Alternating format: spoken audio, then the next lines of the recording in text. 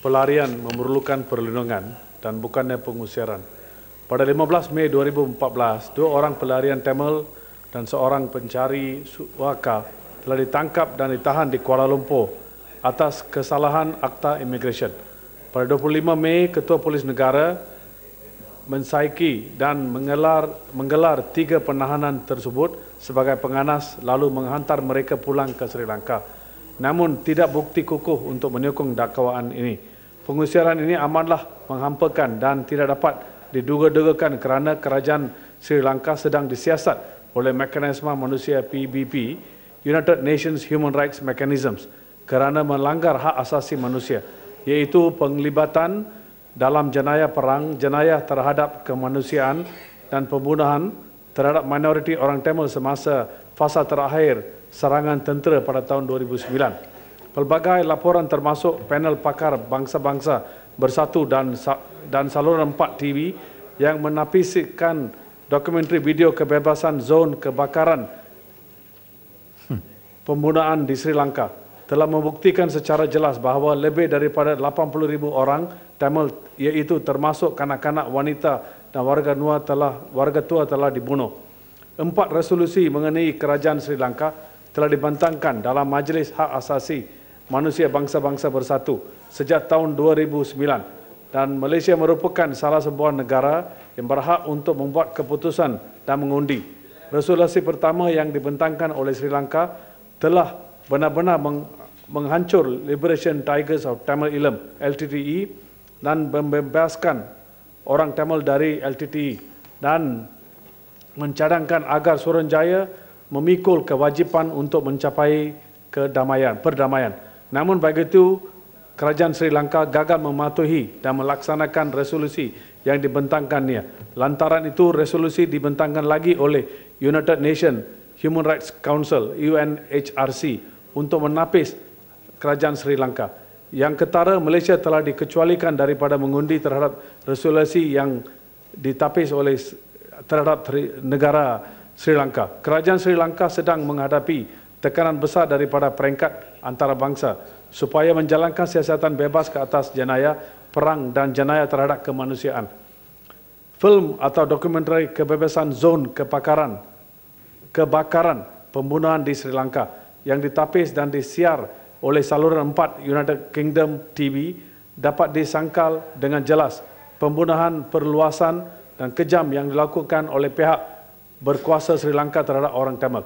Kaum Tamil yang melarikan diri dari Sri Lanka dan berlindungi di negara Malaysia memerlukan perlindungan daripada kerajaan.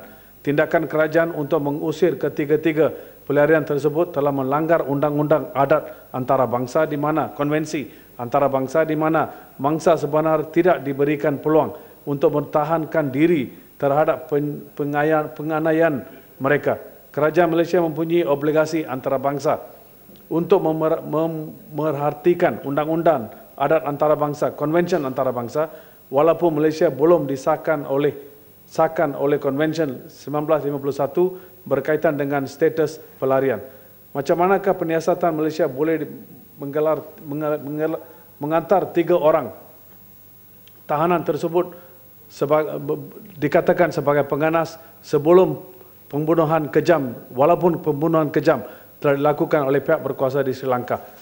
Malahan kedutaan Sri Lanka boleh dikatakan melibat diri secara aktif dalam hal ehwal tempatan serta mempunyai kuasa mandat sehingga dapat memperalatkan Ketua Polis Negara untuk mengikut dan meniru perintahnya.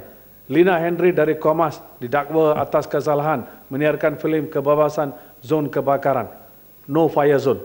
3 orang tahanan tersebut semestinya akan menghadapi segala penyiksaan, penganiayaan serta kemungkinan kematian seandainya diusir dan dihantar pulang ke negara masing-masing. Mengapa Malaysia sengaja membantu Sri Lanka? Adakah kerajaan akan mengusir dan menghantar pihak berkuasa Sri Lanka pulang ke Sri Lanka seandainya pihak berkuasa di Sri Lanka mengaku bahawa mereka terlibat dalam pembunuhan ganas dan kejam tersebut? Hak Asasi Manusia mengutuk dan mengkritik dalam laporan bahawa 75 kes rogol dan penderaan seksual telah berlaku dari tahun 2006 sehingga tahun 2012 di pusat-pusat tahanan Sri Lanka akibat daripada pengusiran tersebut. tahanan lelaki dan wanita sering dirogol oleh pihak tentera, polis dan kumpulan tentera pro kerajaan. Pengusiran ini anggap sebagai perkara yang paling kejam dan tidak pada kemasan. Pelarian sepatutnya diberikan perlindungan terutama selepas diberi kad UNCHR. Dalam usul, ya Muhammad. Ya Muhammad, banyak ayat-ayat yang tidak termasuk dalam usul. Jadi to be fair, untuk adil kepada yang mau menteri, saya minta menteri jawab yang dalam usul bertulis ini, yang Muhammad. Ya, silakan Pak Menteri. Datuk Yang Dipertua.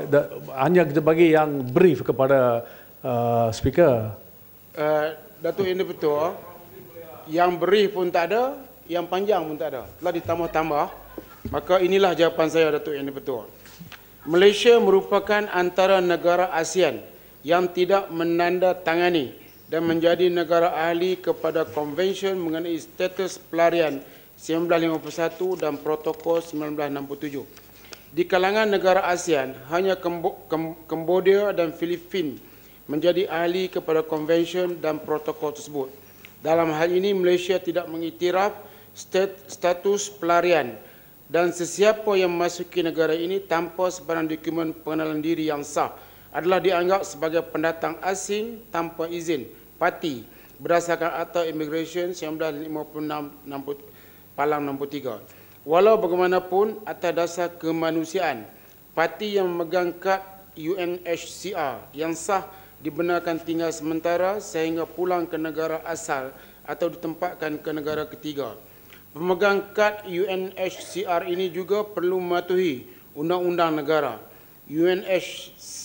UNHCR sebagai badan di bawah Pertubuhan Bangsa-Bangsa Bersatu yang menentukan status pelarian sewajarnya membuat tapisan dan penelitian yang rapi bagi membolehkan hanya individu yang layak diberikan kad UNHCR dan bukannya individu yang terlibat dengan jenayah dan aktiviti yang melanggar undang-undang negara asal.